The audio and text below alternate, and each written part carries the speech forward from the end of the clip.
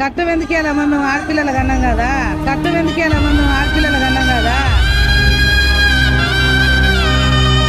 ఆడపిల్లలకే ఇంత కట్నం ఇచ్చి చేసుకునేది కాదు. కట్నం ఇవ్వాలి, వాళ్ళతో దెబ్బలు తినాలి, వాళ్ళతో తాను తినాలి, పోలేకపోతే నీళ్ళు ఇవ్వకపోతే కొట్టుండే. అన్ని కష్టాలే బిడ్డా, అన్ని కష్టాలే బిడ్డా.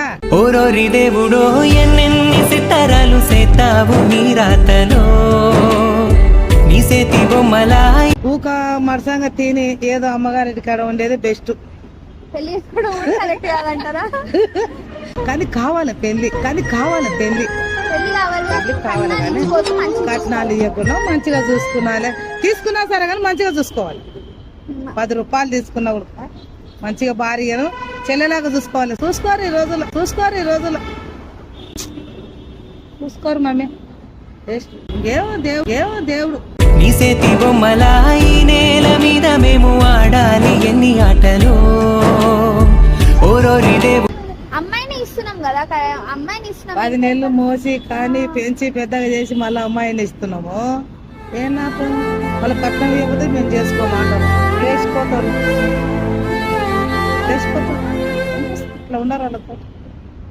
మగపిల్ల ఉన్న వాళ్ళకు డిమాండ్, ఆడపిల్ల ఉన్న వాళ్ళకు తగ్గింపు వచ్చిందంటే కరెక్టేనా?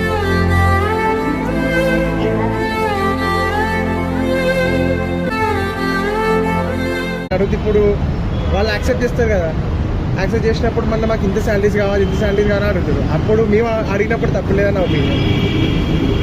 తీసుకోవడం కరెక్టే అంటారు. అంటే గవర్నమెంట్ జాబ్ కావాలి, software employee 10 lakhs per month yearly. Fulfil చేస్తున్నప్పుడు మనది కూడా వాళ్ళు ఫుల్ఫిల్ చేయాలి. సో మేము ఎక్కువ రేట్లేదు, కొంచెం ఫార్మాలిటీ కొద్దిగా చాలు మాకు.